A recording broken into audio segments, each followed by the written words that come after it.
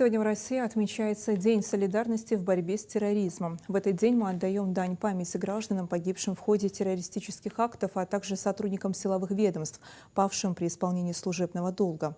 В календаре памятных дат это один из самых скорбных дней. Республика Ингушетия, как и вся Россия, вспоминает сегодня погибших.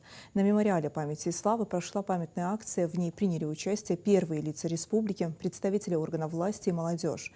В своем выступлении глава региона Махмуд Али Калиматов отметил значимость консолидации общества и государственных институтов в противодействии идеологии терроризма и экстремизма.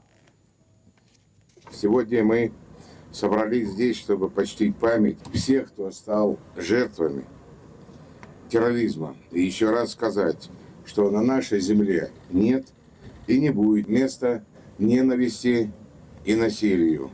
Нашей республике Ингушетии немало ран. Мы помним трагические события 22 июня. Я видел воочию то, что происходило.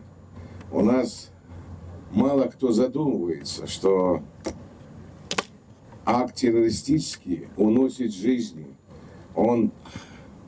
А смысл-то в чем? Запугать общество, запугать власть, что она не способна что-то противопоставить терроризму.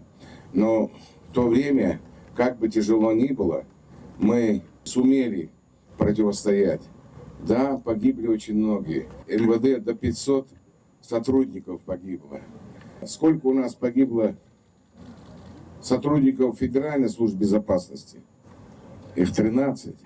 9 приставов, я помню эту цифру погибших.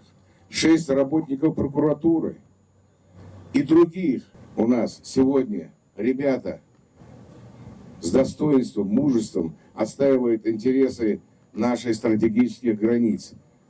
Знаете, что они есть и погибшие, но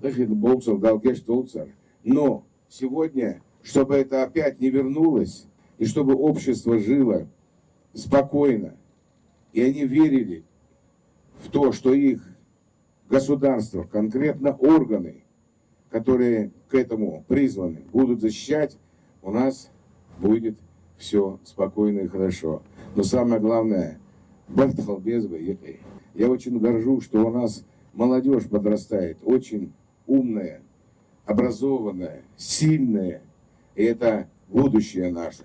Поэтому я хотел бы сказать, вечная память, кто ушел, дал гешт волцаря. И давайте не допускать больше ни одной слезы матери и ребенка.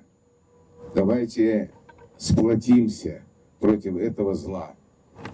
Баркалович.